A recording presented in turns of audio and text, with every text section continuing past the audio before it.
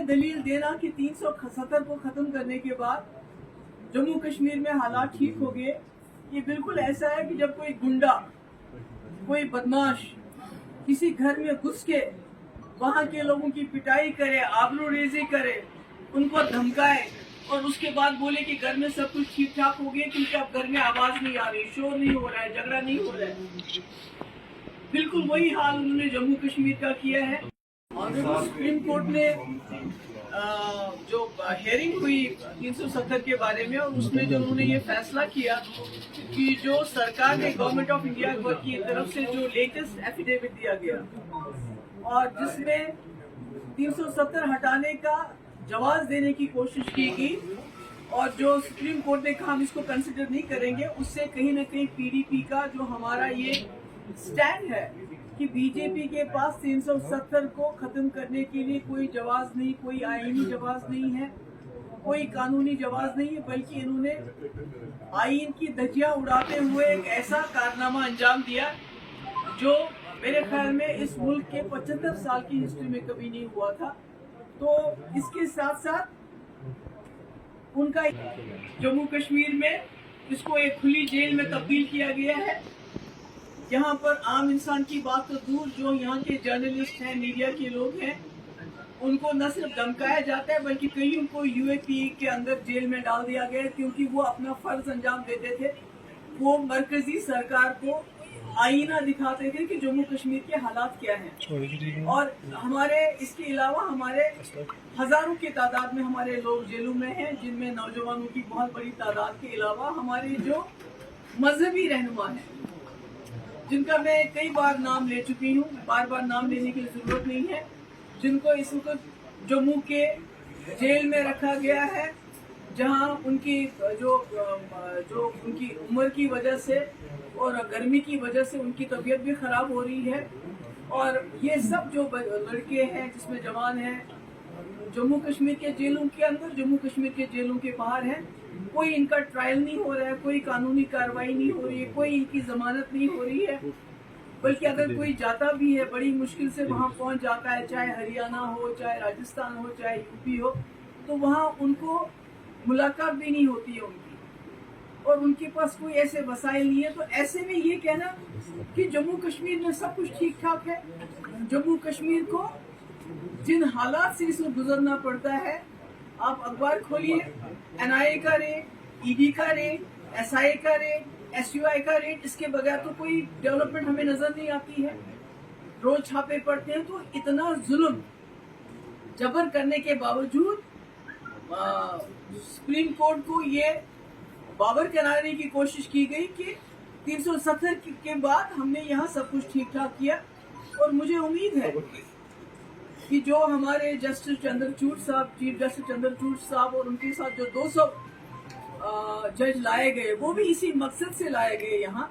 ताकि उनको ये दिखाया जाए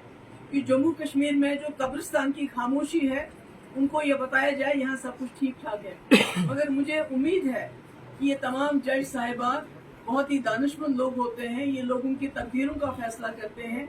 उन्होंने देखा होगा कि पर्दे के पीछे क्या है, जम्मू कश्मीर में असली हालात क्या हैं, किस तरह जो पिछले 4 साल में जब से हमारा केस सुप्रीम कोर्ट में है, उसकी परवाह न करते हुए किस तरह कई कानून लाए गए जिससे हमारी जमीनें, हमारी नौकरियां, हमारे वसाइल की लूट मची हुई है। हालांकि कानून ये कहता है कि जब भी कोई केस कोर्ट में हो तब तक उसको जिससे उस दफा पे या उस केस पे असर पड़े, ऐसा कोई फैसला नहीं लेना चाहिए। मगर चूंकि बीजेपी ने कॉन्स्टिट्यूशन को, जुडिशरी को, हर एक चीज का जो है उसका मुखालफत करने का बेड़ा उठाया हुआ है, क्योंकि जब पार्लियामेंट में 2019 में कॉन्स्टिट्यूशन को बरतरफ करते, वो कॉन्स्टिट्यूशन जिसने जम्मू कश्मीर के लोगों को 370 अपने आईन के अंदर दिया हुआ है, उन्होंने सुप्रीम कोर्ट की भी उस वक्त धज्जियां उड़ा दी, क्योंकि सुप्रीम कोर्ट का अपना फैसला है, एक बार नहीं बल्कि कई बार उन्होंने फैसला किया है। संपत प्रकाश हो, प्रेमनाथ कोल हो, विजय लक्ष्मी जा हो, जहां पर सुप्रीम कोर्ट ने ये कहा कि जम्मू कश्मीर में 370 हटाने का सिर्फ एक तरीका, एक वाहिद तरीका है कि जो जम्मू कश्मीर की कॉन्स्टिट्यूएंट असेंबली है वो रिकमेंड करनी चाहिए प्रेसिडेंट ऑफ इंडिया को कि इसको खत्म कर दीजिए। ना तो जम्मू कश्मीर की कॉन्स्टिट्यूएंट असेंबली है, तो किसने रिकमेंड किया, कैसे इन्होंने किया। तो मेरा कहने का मकसद है कि मुझे उम्मीद है कि ऑनरेबल सुप्रीम कोर्ट जब कि हालांकि कुछ खदशात भी हैं, किसी ने मुझसे सवाल पूछा कि पिछले 4 साल से केस की सुनवाई बिल्कुल नहीं हुई, जबकि बड़े ऐसे केसेस सुने गए जिनकी शायद इतनी इमरजेंसी नहीं थी।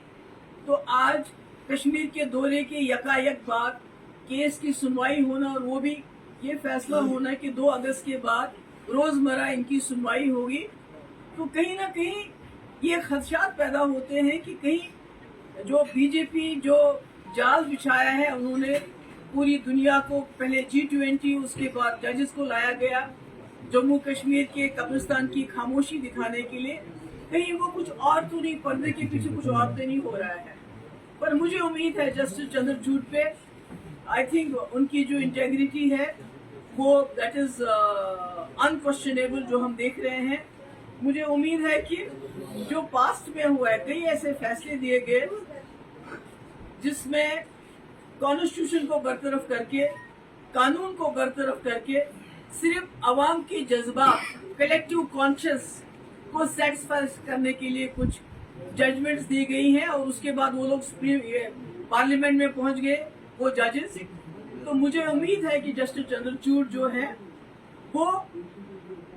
अवाम के जज्बात की अगर कदर करनी है तो फिर जम्मू कश्मीर के लोगों के जज्बात की कदर करना पहला उनका फर्ज बनता है, क्योंकि 370 हमारी शनाख्त की,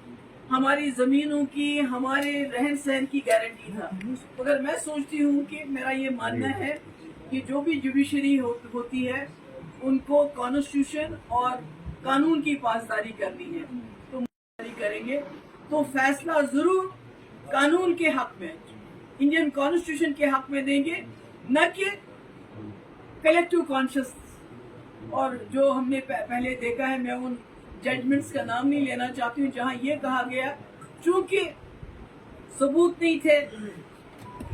कोई कानून नहीं था, मगर ये कहा गया चूंकि लोगों की कलेक्टिव कॉन्शियसनेस को सेटिस्फाई करना है इसलिए हम ये फैसला देते हैं। मुझे उम्मीद है इस बार ऐसा कुछ नहीं होगा, बल्कि जो फैसला होगा वो हिंदुस्तान के, और हम जम्मू कश्मीर के लोग कुछ नहीं चाहते हैं।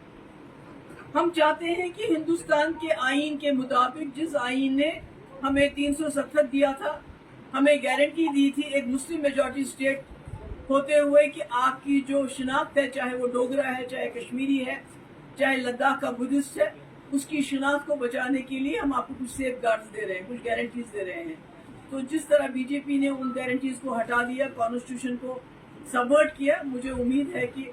जो इस वक्त जो हमारी कॉन्स्टिट्यूशन बेंच जो हमारे केस को सुनने जा रहा है वो कॉन्स्टिट्यूशन के साथ इंसाफ करेंगे। Thank you so much.